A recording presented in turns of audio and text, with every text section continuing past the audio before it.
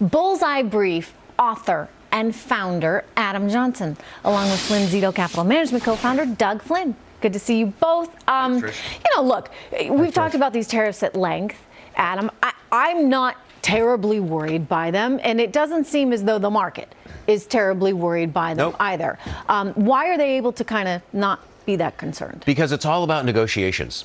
You know, if you look back at the original steel and aluminum tariffs, they immediately created a carve-out for Canada and Mexico. Well, guess what? Canada and Mexico together account for about 30% of all the steel and aluminum we import. So it was never really about going after Japan. It was never really about creating a true barrier. It was about just raising the stakes going into the NAFTA negotiations. And I think we've seen this time and time again, Trish. The bark is worse than the bite, and I think that's why the market's looking past it. Do you agree with that, Doug?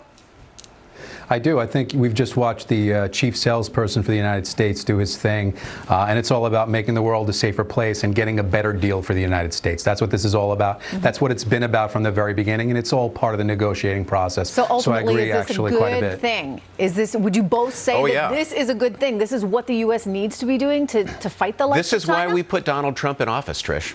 We elected him to effectively be our advocate, to be on our side, to go out and renegotiate deals that were weak. I think we're going to see a stronger NAFTA. I think we're going to see a stronger relationship with China. It's one of the reasons I'm bullish, and I've been buying on the dip. It's negotiation. It's not always pretty. Sometimes it's ugly. But look what's happening in North Korea, Trish. There might be a summit. My God, it's amazing. He might get a Nobel Peace Prize out of this. Oh, no, he will never get credit. Donald Trump will be remembered, believe me, by the mainstream media elite as the one who let polluters pollute and banks, give up their regulations. But he deserves a lot more credit than that. Lindsey Graham just said to us on Outnumbered, actually, during the commercial, that he would buy his ticket. He wanted to be there front and center because he just couldn't wait to see the expression on MSNBC's faces if that, in fact, happened. But, Doug, the mainstream media would have a fit. But what I find so remarkable about all of this is that there are all these things that, and we can't get too excited too fast yet, right? Because we've got to watch this play out.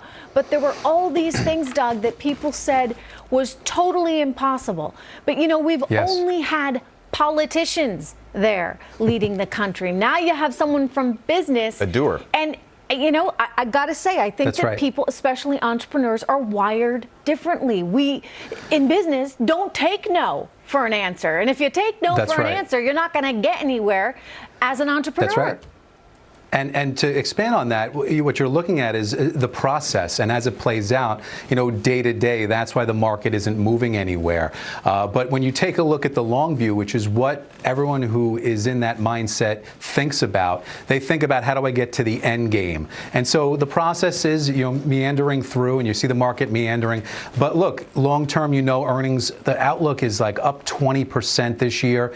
Even if you get 5 to 10% from here in the market, you're back to where we were at the all-time highs, which is how the year is going to end up. But you're seeing the day-to-day play out, and that's why we're just kind of moving around sideways. Right, yes. I mean, it's hard to, when you hear every headline, when you see every tweet, it can feel a little bit jerky. But in fact, it's part of a bigger, larger process, which hopefully is going to do us well. You think about it. We've never been as connected as we are, right? 24/7 media that's just, doesn't quit. We've also never seen a president who is so proactive and so, quote unquote, communicative. Whether you like that or not, that's just the way he does it. But if, you look through all of the noise and you look at the data, Trish, it's so powerful. Earnings growth up 24%.